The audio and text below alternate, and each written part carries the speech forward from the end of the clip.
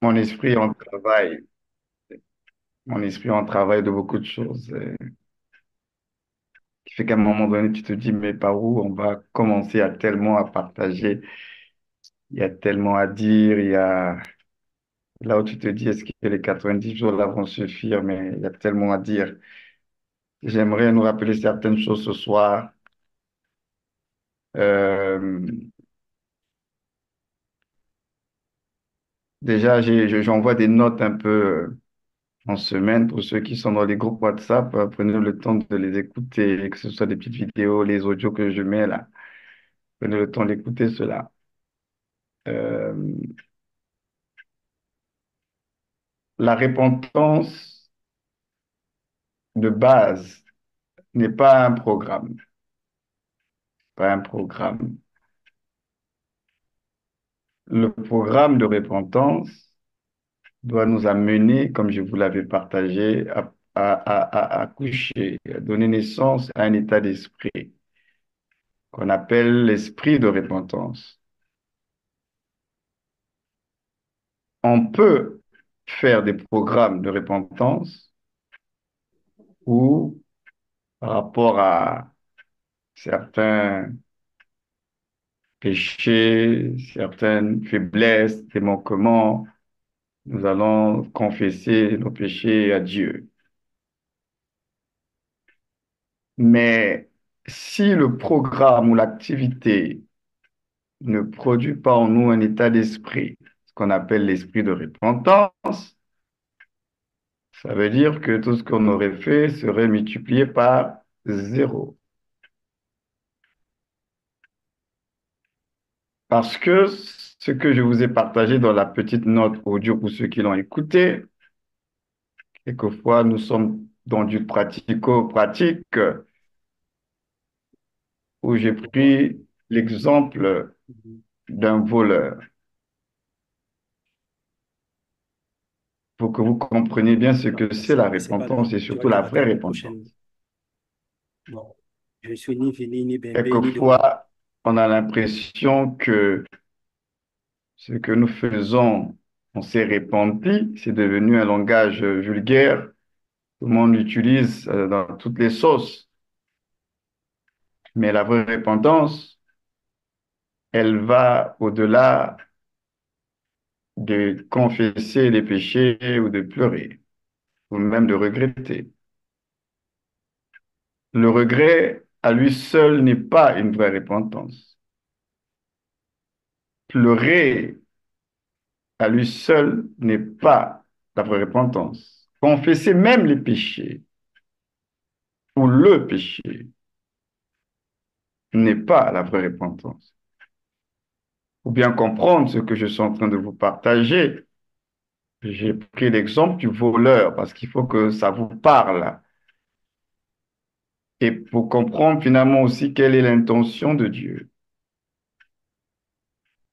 Un voleur vole, il vole.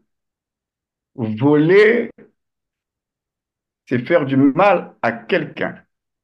À quelqu'un, ça dit que dans le vol, il y a une soustraction quelque part et une addition quelque part d'autre.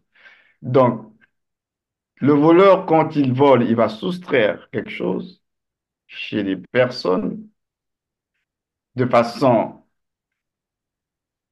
illégale. Parce que la soustraction en question, ce n'est pas volontairement que les gens se sont privés.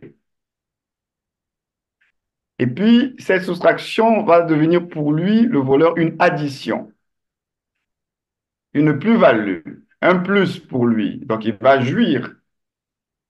Mais sa jouissance est le résultat, est le fruit d'une soustraction, d'un malheur, de la désolation, de la souffrance qu'il a occasionné dans la vue de ceux qu'il a volés. Donc, il y en a un qui est heureux et on a d'autres qui sont malheureux parce qu'il y a une soustraction. Comprenez très bien le langage que j'utilise ce soir. Donc, voler, c'est mal. Parce que tu soustrais à des gens des choses. Mais la chose que tu soustrais, donc tu fais du mal. Dans cette soustraction, tu ne penses même pas un seul instant. La chose que j'ai volée là, que j'ai détournée, tu n'en connais pas la valeur sentimentale, émotionnelle pour la personne qui possédait cette chose. Le prix que ça lui a coûté, peut-être que ce sont ces dernières économies qui l'ont permis d'avoir la chose. Peut-être que c'est un héritage de famille, d'un défunt père, d'une défunte mère. Donc, ceux qui volent là, ceux qui soustraient aux autres, ils ne réalisent pas la douleur que cela engendre dans celui qui a été dépouillé. Ils ne réalisent pas que la chose que j'ai prise, que j'ai détruite, c'est peut-être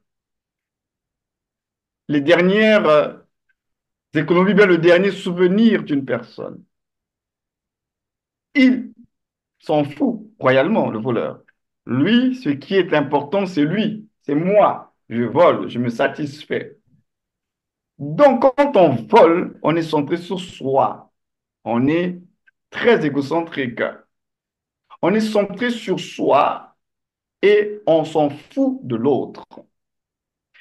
C'est important ce que je suis en train de nous rappeler ce soir dans le contexte de la repentance. La notion de soi et la notion de l'autre. Le voleur est centré sur lui-même, son plaisir, et il s'en fout de la misère, de la souffrance qu'il va occasionner quand il va voler, détruire, dépouiller les autres. Et il va le faire pendant des années, par exemple. Donc pendant des années, ce voleur, il va faire du mal aux gens. Il va rendre misérable d'autres personnes. Mais lui, il va s'enrichir. Lui, il va être satisfait. Et puis voilà qu'un jour, ce voleur qui, pendant des années, a volé, dépouillé des familles, des individus, se retrouve, on l'attrape, on l'attrape. Il se retrouve en prison. Et là, parce qu'on l'a attrapé, on lui a dit, à cause de ce que tu as fait et les faits qui te sont reprochés, voilà le verdict, le jugement est tombé. On va te couper les bras, d'autres même, on peut dire, on va te couper la langue, hein. Tu vas être torturé tous les mois, tu vas subir de la torture et tu fais la prison à vie. Donc, tu fais la prison à vie, tous les mois, tu vas être torturé et on te coupe les deux bras. Et vous allez remarquer, ce voleur-là, lorsqu'il va entendre le jugement, la sentence, qu'il va avoir les mains coupées, que chaque fin de mois, il va être torturé et il va faire de la prison à vie, nous allons constater que ce dernier va commencer à pleurer. Un, il pleure. Deux, il commence à demander pardon en regrettant le mal qu'il a fait aux autres. Je dis bien, il pleure. Il demande pardon. Il regrette le mal qu'il a fait. La question que nous nous posons maintenant, est-ce que le fait de pleurer, de demander pardon et de regretter le mal qui a été fait, est-ce que ça veut dire que ce voleur s'est véritablement repenti? Certains se diront, bah oui, il s'est repenti il a demandé pardon, il était même sincère. Même la sincérité dans le regret n'est pas la garantie d'une vraie repentance. On peut être sincère.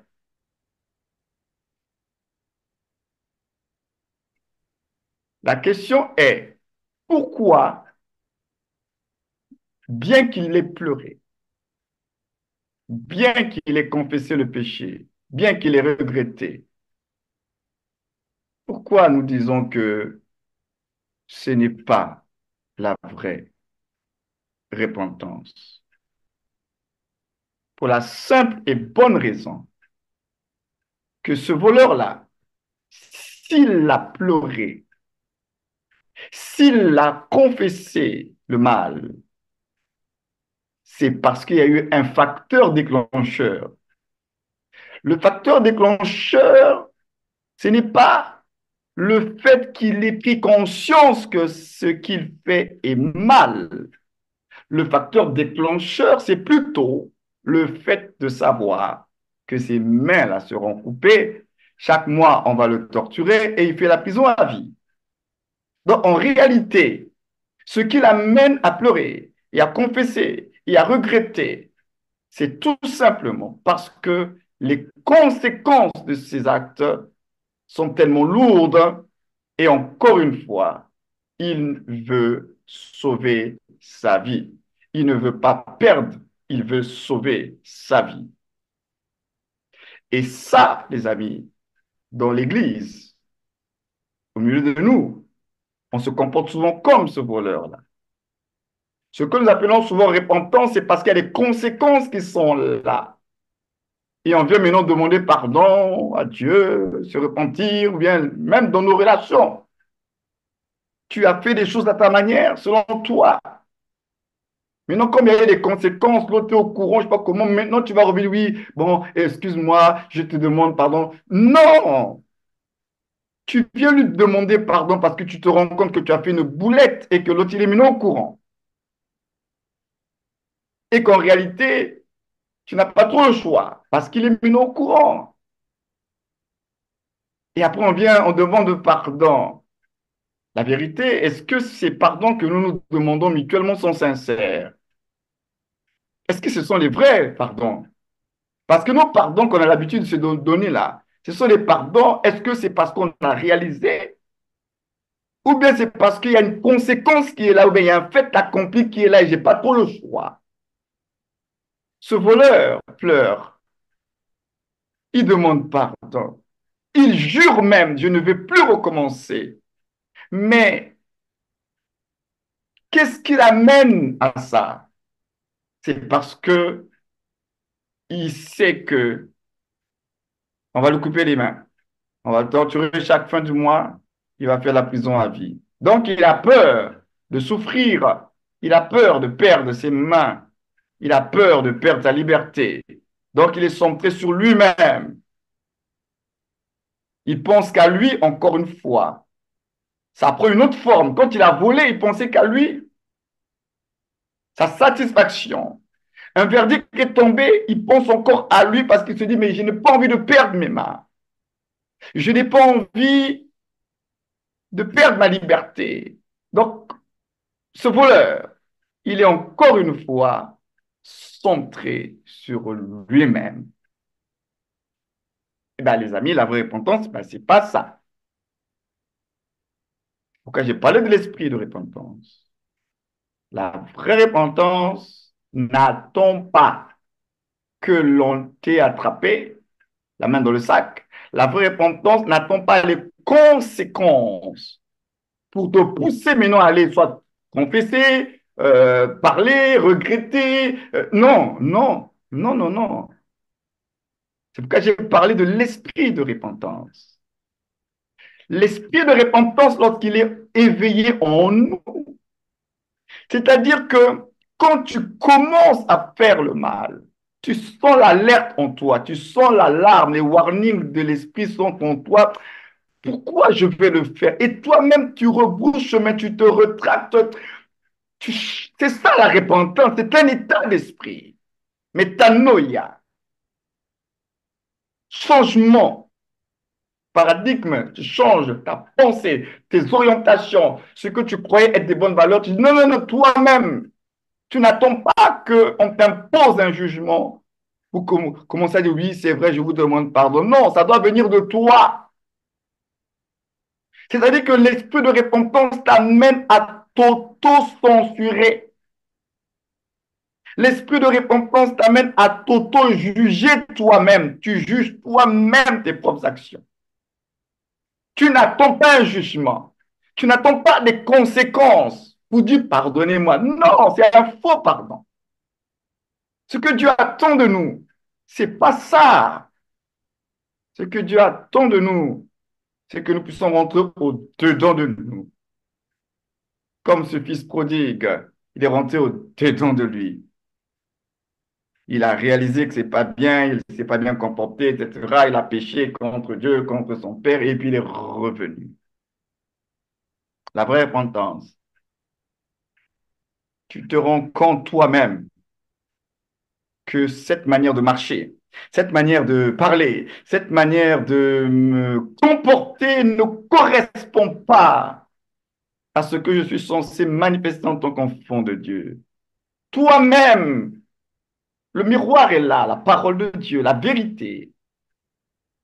Et à cause de la vérité, et à cause de Christ, que tu dois manifester la vie et le caractère, et que tu dois manifester les sentiments, alors tu dois t'examiner tous les jours. Or, souvent, nous, on attend les conséquences pour commencer à faire des repentances. C'est faux, c'est de l'hypocrisie, c'est un mensonge et c'est pas vrai. C'est pas vrai. Pourquoi demander pardon? Pourquoi se repentir? Parce qu'il y a des conséquences. Donc, ça veut dire aussi longtemps qu'il n'y a pas de conséquences, tu n'es pas conscient que ce que tu fais est mal.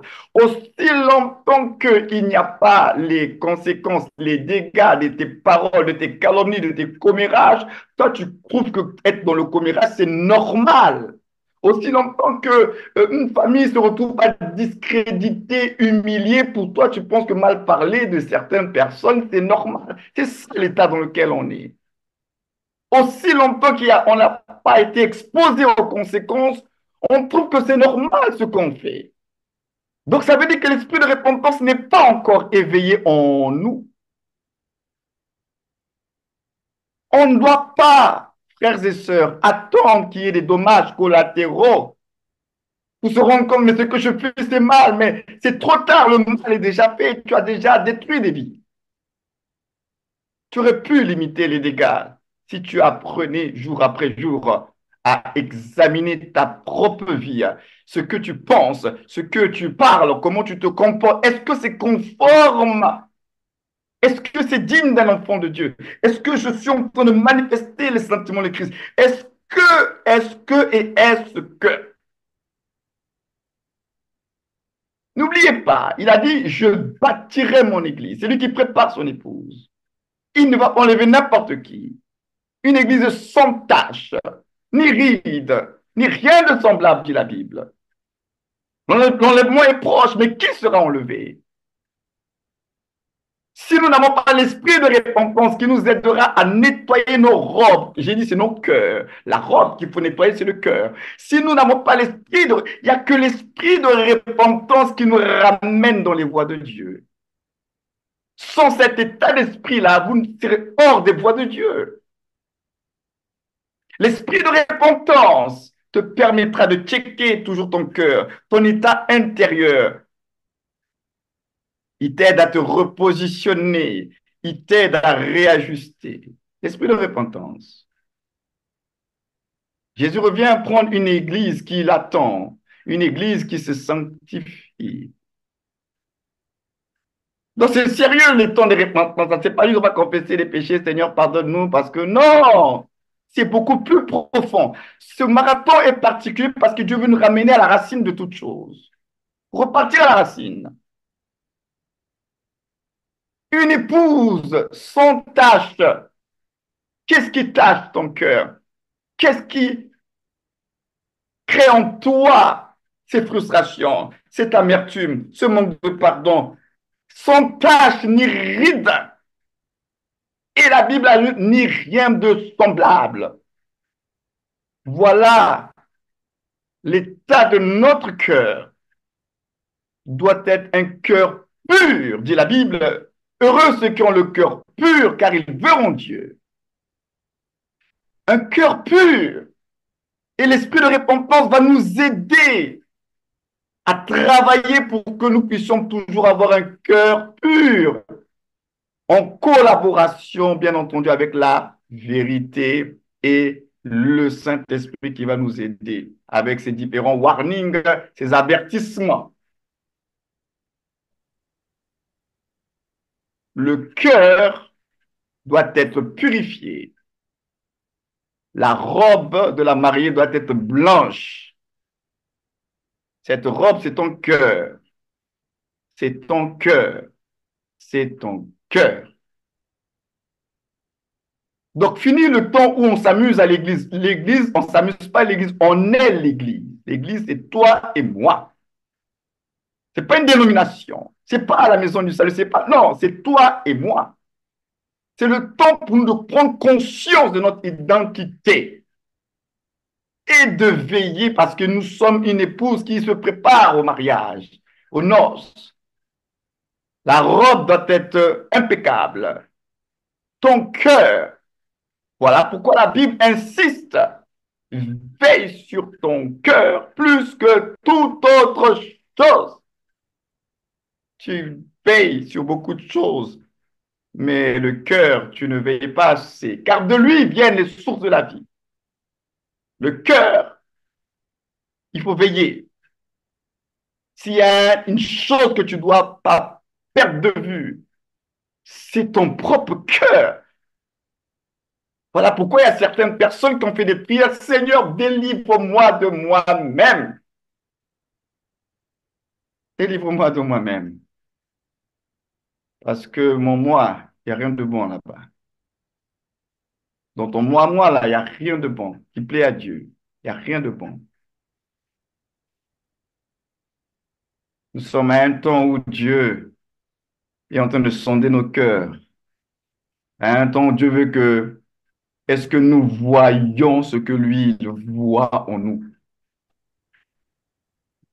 C'est pourquoi la Bible dit, nous soyons pas sages à nos propres yeux, parce que lui, il voit des choses dans nos cœurs. Mais est-ce que toi, tu es conscient de ton propre cœur, de ce que tu gardes en toi? Parce que nous sommes à un temps où, n'oubliez pas le texte romain qui est notre texte principal, Romain 13, on a dit quoi? C'est le temps de se réveiller. On a dit dépouillez-vous des œuvres des ténèbres. Ça veut dire que dans nos cœurs, là, il y a des choses à cause des temps actuels. Dieu dit il faut s'en débarrasser. Qu'est-ce que tu gardes encore en toi? Qu'est-ce que tu gardes encore en toi? Le en toi, là, je parle de ton cœur. Rancune, amertume, manque de pardon, jalousie, hypocrisie, mensonge. Tu gardes quoi en toi? Il faut se dépouiller. Donc, c'est-à-dire que quand tu fais l'inventaire de ta propre vie, des choses qui te poussent à agir, l'inventaire des choses qui te poussent à avoir certaines attitudes, certains comportements, tout ce qui n'est pas honorable, digne de louange, d'approbation, toutes ces choses-là, tu dois t'en débarrasser. Ne garde pas des choses qui sont en train de polluer ta vie intérieure. Parce que dans beaucoup de nos vies, ça sent déjà la mort. Et cette mort-là, les hommes ne voient pas, mais Dieu voit cette odeur de mort qui monte. Cette pourriture, parce que nous gardons des choses que Dieu n'aime pas. C'est très sérieux. Ces derniers temps, je suis dans un état, j'étouffe en fait. Là, vous me voyez, j'étouffe. Quand je vois l'état du monde, je vois l'état de l'Église, je suis comme une cocotte minute. Là, vous me voyez, j'étouffe. Je sens que c'est un truc de l'esprit à l'intérieur de moi. Il y a un truc là, j'étouffe. Ça va pas, ça va plus, hein? Le monde ne va pas bien.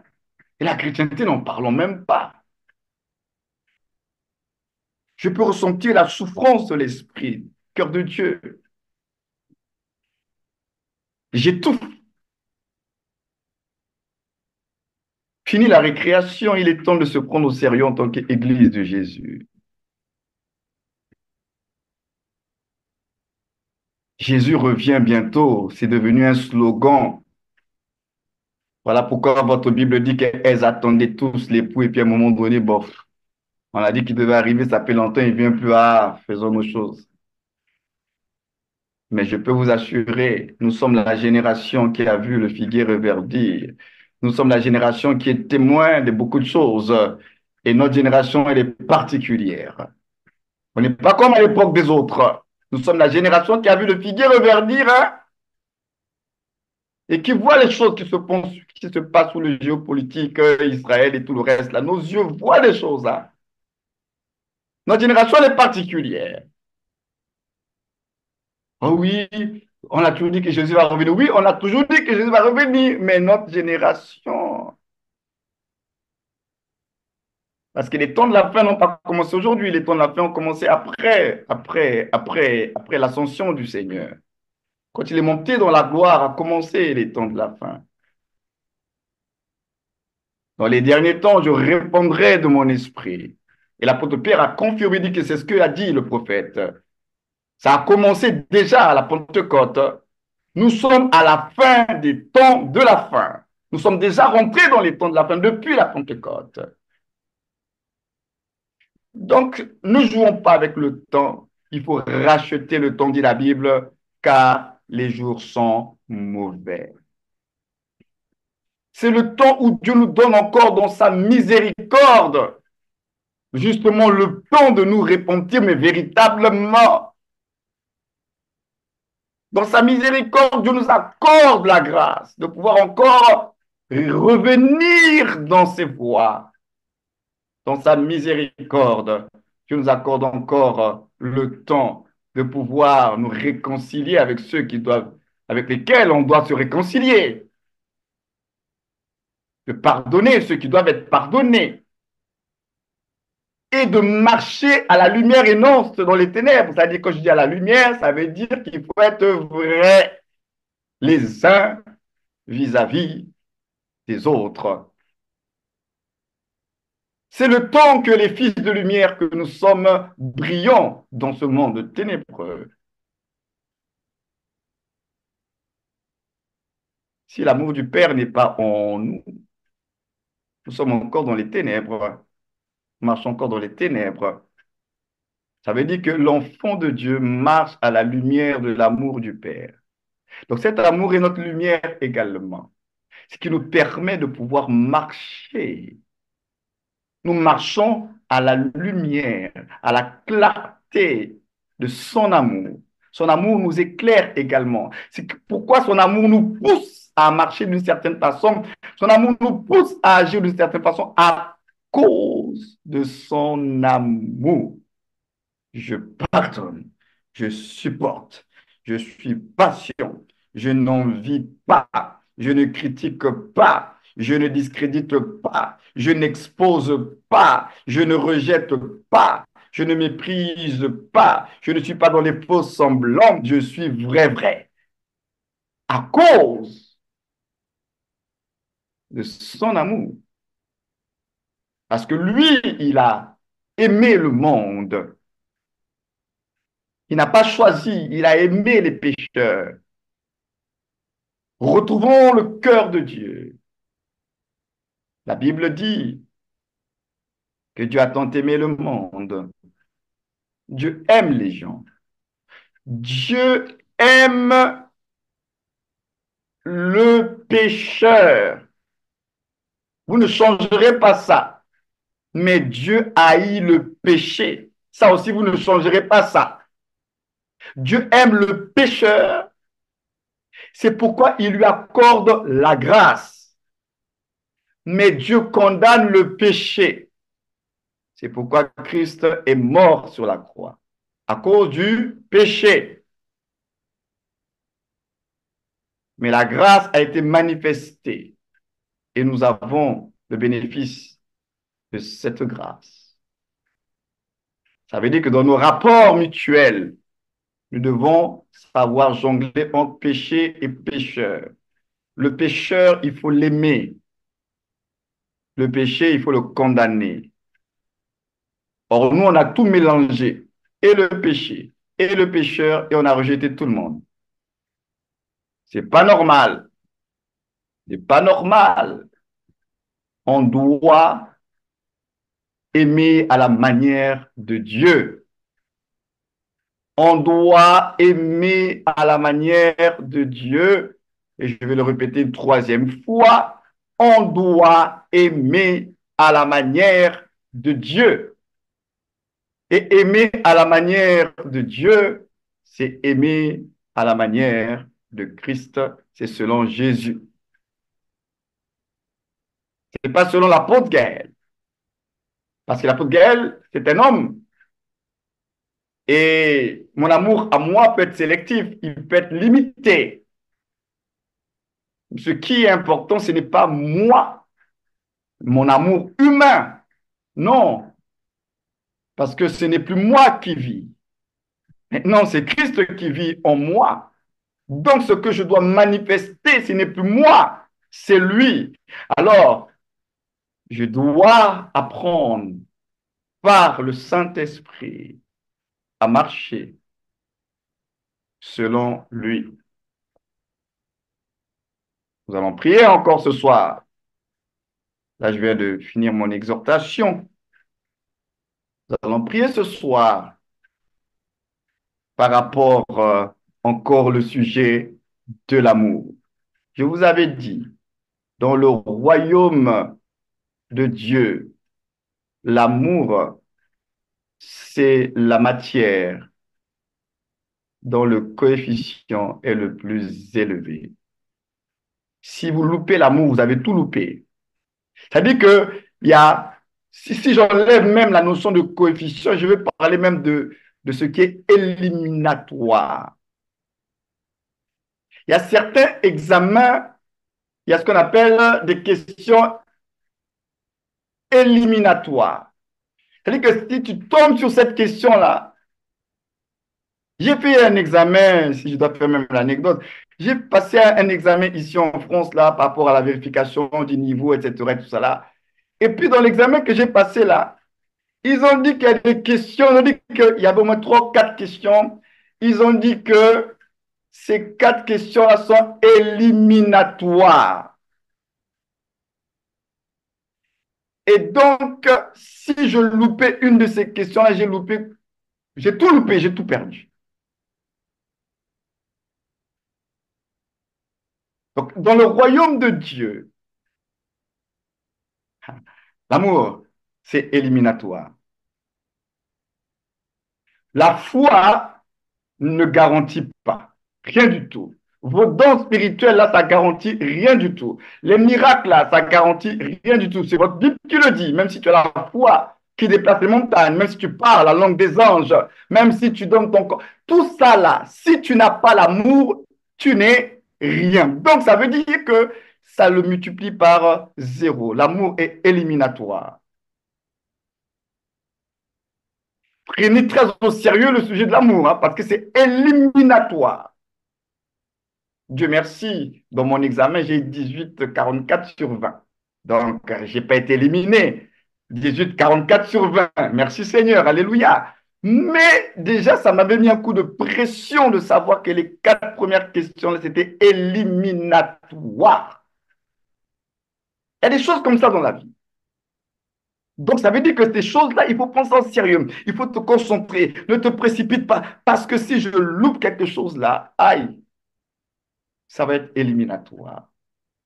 C'est pourquoi Dieu, dans son amour et dans sa grâce et dans sa miséricorde, il permet ces temps-ci, il permet ce marathon, ce temps encore où nous allons prendre le temps de nous repentir, de réajuster, de nous éveiller à la réalité de nous-mêmes pour dire oui, Seigneur, c'est vrai, c'est vrai, c'est vrai que on n'était peut-être pas conscient. C'est pourquoi nous revenons vers toi pour que tu réveilles encore cette conscience-là que finalement, ce n'est plus moi qui vis, c'est Christ qui vit en moi.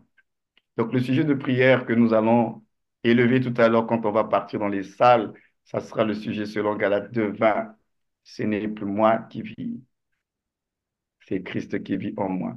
Si beaucoup avaient oublié, c'est l'occasion de dire, Seigneur, pardonne-moi parce que j'avais oublié. Hein, mais c'est toi. vraiment, je veux apprendre à te laisser la place et à faire ton œuvre en moi, à répondre à travers moi tes sentiments, ta vie.